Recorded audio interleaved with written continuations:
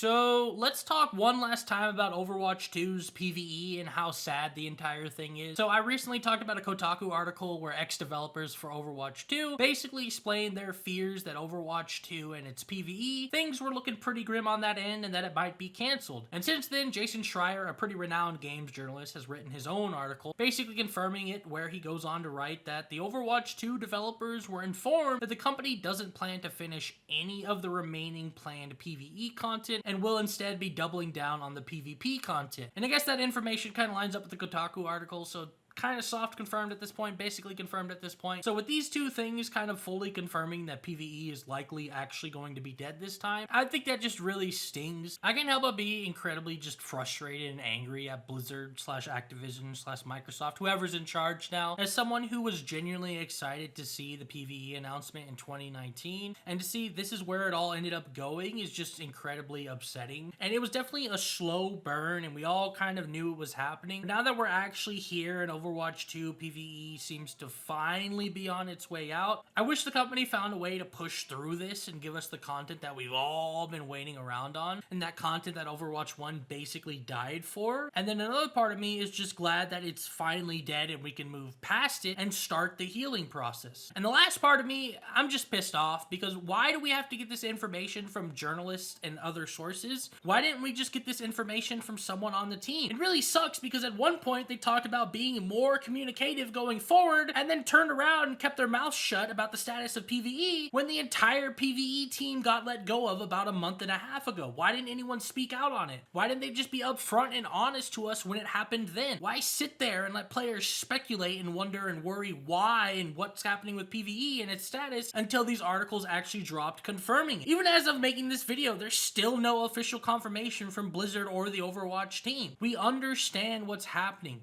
and what you guys are doing and going through. So at least just be upfront to us so we can at least try to move forward past the mess our game and its developers and its community is in. And just, I don't know, man, while there is some good things on the horizon and some stuff to genuinely be excited for, I don't think the Overwatch community will ever fully heal from how much of a colossal failure Overwatch 2 was and what it set out to be compared to what we got and what we had to go through with this game since its launch. I don't know, man.